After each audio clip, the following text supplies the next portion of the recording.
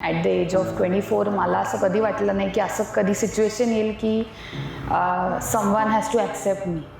माझी मुलगी माझ्याकडे नसती हे मला वाटतं म्हणजे असं.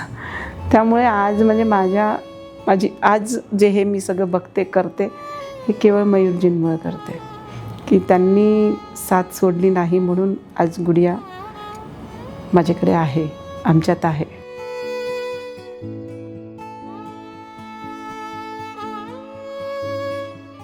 मी त्याच्याशी रोज काहीतरी एक ओढणी घेऊन बोलायचे डोक्यावर, बिकॉज माझे सगळे हेअर पण गेले होते.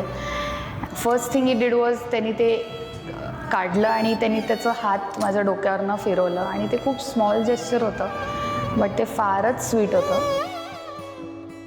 ते बॉलिवूडचं मूवीजमध्ये बघणं एक असतं, बट ॲक्च्युअल लाईफमध्ये to face it is very difficult. Someone you want to be with त्यांच्याबरोबर असं काहीतरी होतं.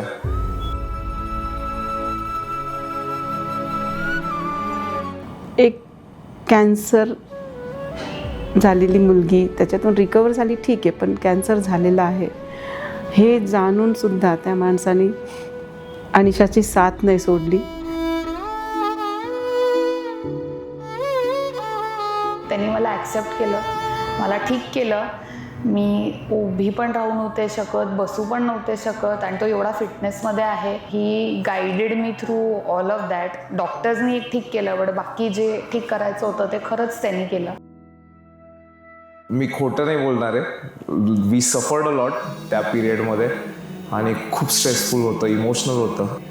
बट एक पॉईंट असा पण होता जिथे शी वॉज लाईक की तू सोडू शकतोस, अजून no one knows about us. माझ्या फ्रेंड्समध्ये पण नव्हतं खरं माहिती, तर कोणालाच नव्हतं माहिती. आणि मी जज नाही करणार, आय कॅन अंडरस्टँड. बट तो रडायला लागला आणि तो म्हणला तू वेडी आहेस का. ती एक डिफायनिंग मोमेंट होती आणि त्या मोमेंट नंतर इट वॉज लाईक की हे होणार आहे.